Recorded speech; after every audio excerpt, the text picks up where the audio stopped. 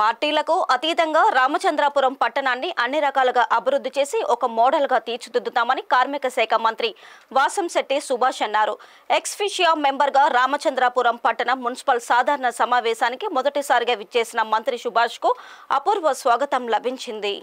రామచంద్రపురంలోని doctor చెలికాని Ramarao memorial council హాల్లో municipal chairperson Gadamsetti Sridevi అధ్యక్షతన జరిగిన కౌన్సిల్ సమావేశంలో మంత్రి సుభాష్ పాల్గొన్నారు. ఈ సమావేశంలో పాల్గొన్న కౌన్సిలర్లు పట్టణంలో వార్డులో తిష్టవేసిన పలు సమస్యలను మంత్రి దృష్టికి తీసుకువచ్చారు. పట్టణంలో గల శ్మశాన వాటికలో పేరుకుపోయిన సమస్యలపై 3వ వార్డు కౌన్సిలర్ అంకం గోపి, కో ఆప్షన్ మెంబర్ చాపల సుందర అమృతవల్లి మస్తాన్లు మంత్రి సుభాష్ కు విన్నవించారు. అలాగే పారిశుద్ధ్యం, మురుగునీరు, పారుదల వంటి సమస్యలను కౌన్సిలర్లు సమావేశంలో వివరించారు.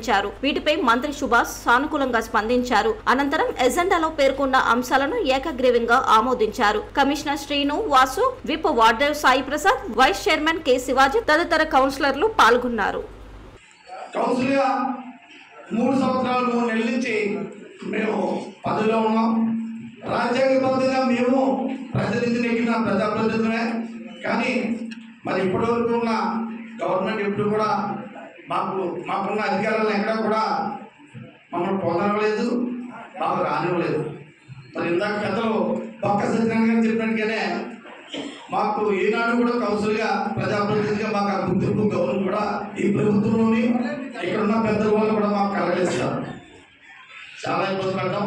వార్డులోకి వెళ్తే వాలంటీర్లు, సెక్రటరీలతోటే నడిచేది.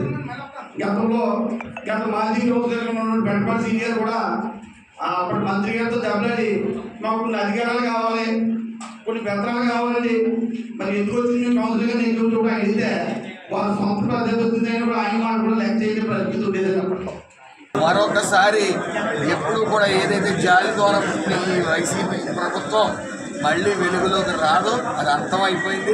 అందులో ఉన్న 11 మంది ఎమ్మెల్యేలు కూడా పక్క చూపులు చూస్తూ ఉన్నారు బీజేపీ వైపు. అది ఎట్టి పరిస్థితుల్లో ఈ వైసీపీ ప్రభుత్వం ఉండదు, మళ్ళీ రాదు కూడా అని కర్రగండిగా చెప్పొచ్చు.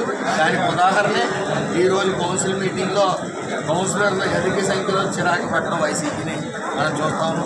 మరొకసారి అదే పూర్తిగా ఈ రామచంద్రపురంలో ఏదైతే కవర్లు ఉన్న ప్లాస్టిక్ కవర్స్ అవన్నీ బ్యాన్ చేయమని చెప్పి స్ట్రిక్ట్ ఆర్డర్స్ పాస్ చేయడం జరిగింది.